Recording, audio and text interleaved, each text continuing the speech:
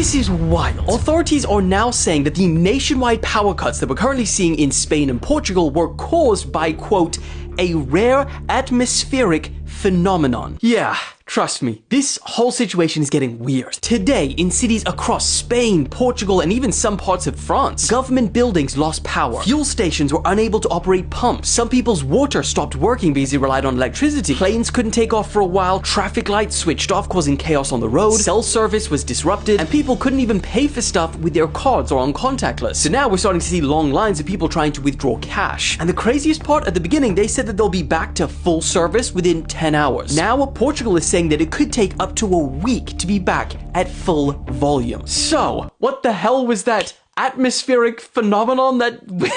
Well, to be very honest, when Portugal released their statement, it confused everyone. There were anomalous oscillations in the very high voltage lines, a phenomenon known as induced atmospheric vibrations. These oscillations caused synchronization failures. And let me just say how it is. So these were the temperatures over the last few days in Portugal and Spain. Now, yes, they rose and dropped, but it was nothing crazy, about 6 to 8 degrees Celsius. Apparently, however, these fast temperature shifts caused unusual movements in the air. And that atmosphere instability apparently made the high voltage power lines physically vibrate or oscillate more than normal. Now, this supposedly threw off the grid's synchronization, which then automatically triggers shutdowns or cascading failures across the entire interconnected European power network. I mean, a cyber attack would have just been easier to understand. But the big question everyone now is asking is, if volatile temperatures can bring down the entire system, then how can we expect to defend ourselves against something much more sophisticated like a cyber attack? But yeah, that's the situation.